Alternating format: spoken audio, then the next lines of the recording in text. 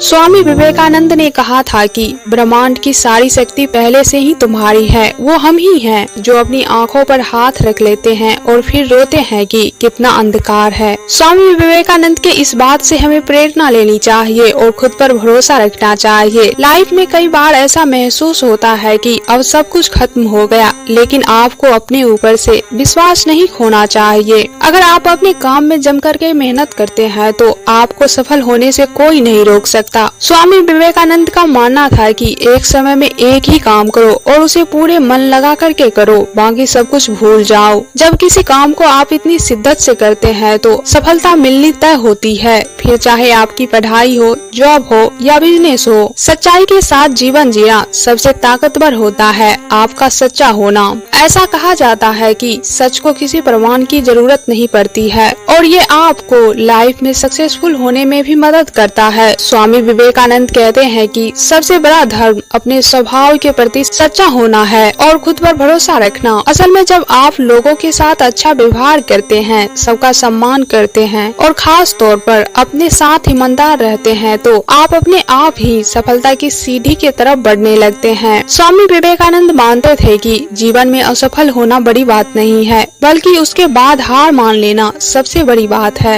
आपका लगातार प्रयास करते रहना आपकी लगन को दर्शाता है। ऐसा जरूरी नहीं है कि आप किसी भी काम को कर रहे हैं तो आपके हाथ सफलता ही लग जाए, लेकिन आपको असफलता से घबराना नहीं है। बार बार असफलता हाथ लगने पर भी निराश नहीं होना है, बल्कि निरंतर प्रयास करते रहना और आगे बढ़ना है। गिरने के बाद भी फिर से उठ करके प्रयास करने वाला व्यक्ति एक न एक दिन सफल जरूर होता है, क्योंकि उसकी सोच सकारात्मकता से भरी हुई होती है। जीवन में आए उतार चढ़ाव अक्सर हमें नकारात्मक विचार की ओर ले जाते हैं। हम में से अधिकांश लोग जो कभी भविष्य को लेकर के तो कभी अतीत को लेकर के चिंता में डूबे रहते हैं। वर्तमान में जीना, उसका आनंद लेना मानो हमें आती ही नहीं है। खुद को भविष्य की चिंता या जीवन में आवश्यकताओं को पूर्ण करने के लिए हम सिर्फ भागते रहते हैं, लेकिन संतुष्टि हासिल नहीं हो पाती है और फिर से एक नई रेस में हम जुट जाते हैं।